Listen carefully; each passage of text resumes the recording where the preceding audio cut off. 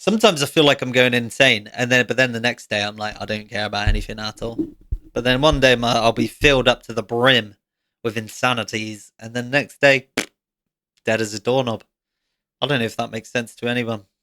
Might do, might not. So I finally got a moving date due for completion. No, due for exchange of contracts next week. Due for completion 14th of November. It's taken 6 months to get to this point. So excitement is well and truly over with.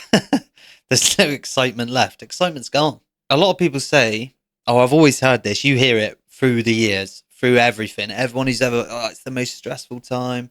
They say it's the most stressful time buying a house. I don't know if I necessarily agree with that. I don't know if it's stressful because you don't really do anything. You're just waiting for other people to do what they're supposed to do.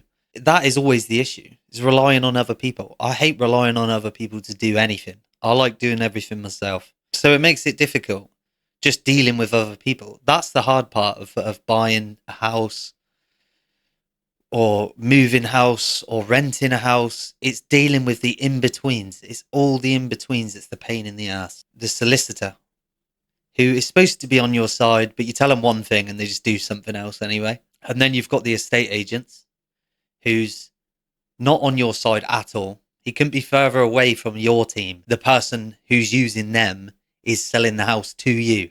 You're buying from them, so their interests are not in your favour. They don't care about you one bit. It's all about them. Which, obvious, that makes sense, but still a pain in the ass. Just another one you have to deal with, who you know's against you. And then you have some guy in between, or we've got some middleman who does all the communicating, and I don't even know what this guy's doing, to be honest. A mortgage advisor. He don't care. He don't care. He wants money. Everyone wants money. He don't care either. Don't give a rat's ass. So you've got no one to help you there. Definitely not on your side. And there's one other person. It's the one that you get him to do these surveys. Oh, get a survey done. Oh, I recommend always go for the level 2. Always go for the level 2. You're a fucking schmuck. Okay? Go for the level 2. Pay the guy 500 quid. He goes around your house and then he rings you up and says, oh, guess what? There's a train station nearby. 500 quid for that. 500 quid for that. Fuck off. You wasted my money. And he can't speak. What is it with all these professionals in these lines of work that can't speak? Where is the communication? That's only getting worse now as kids grow up now. Kids in 20 years' time are going to be thick as fuck. You go to places, even like the worst place is obviously McDonald's. It's those types of places, these drive-in places, when you cannot read an order off a screen and put the order into a bag. You're done. You're done. What can you do? What can you do if you can't read simple instructions? Fuck. Oh God, it's going to be horrible in years to come. What's my daughter going to be like growing up? Jesus Christ, I'm really going to have to stay by her side and make sure that she's switched on, street smart, not dumb. You can't have none of this no common sense where you're just like, oh, I don't know. That's another thing with people of today. They can't apply themselves to anything. Nothing. You can't apply themselves to work. They can't apply themselves to learn. They can't apply themselves to have relationships. They're just literally useless. And it's really sad. Obviously, that doesn't span for everybody, but a good majority. And I'm just seeing more and more of it. I'm not seeing any good cases. And it's kind of sad, really. It's weird how everything used to be better years ago. And as the years go on, it gets worse and worse and worse. What is that all about? It should be developing into a better, more functionable society. And instead, it's going to complete downhill. It's a complete decline. But anyway, why does it take 6 months to actually buy something? Why is it taking that long? Because there's no chain. No one's waiting on anybody. It's just nonsense things because nobody in these jobs actually picks up the phone. They actually don't know how to use a phone. So I don't know how they got to that job in the first place when you cannot communicate. Surely the top priority in a job that involves 2 sets of people buying a house, exchanging contracts, they can't actually speak. They struggle to talk. It's their worst thing.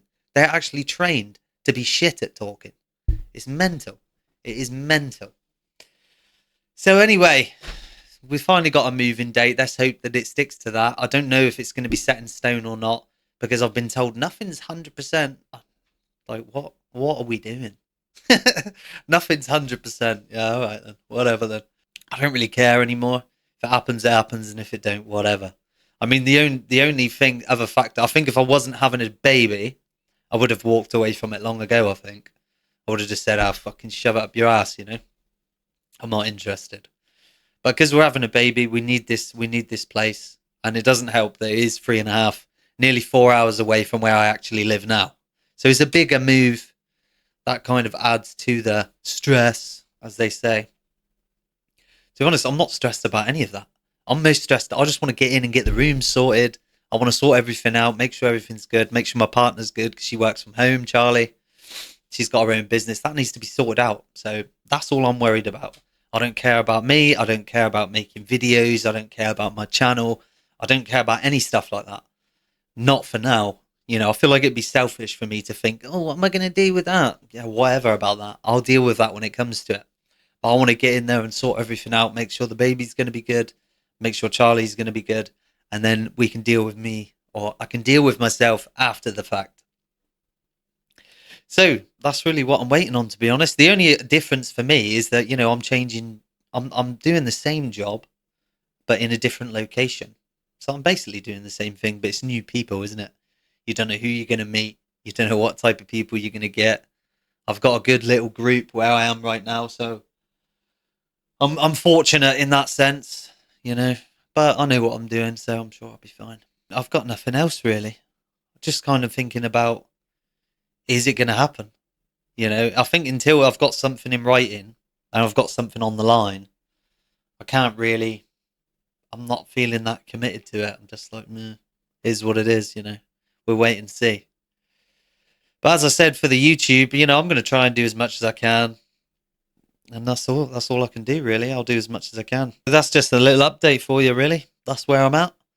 I'll be packing over the next few weeks. I've been chucking all my room together. I've already started making a video like that because I want to just take strip everything from this room and then start scratching the new room in the new house. So I want to build that up and make a whole sort of like transformation video, you know, of what I'm from now to then.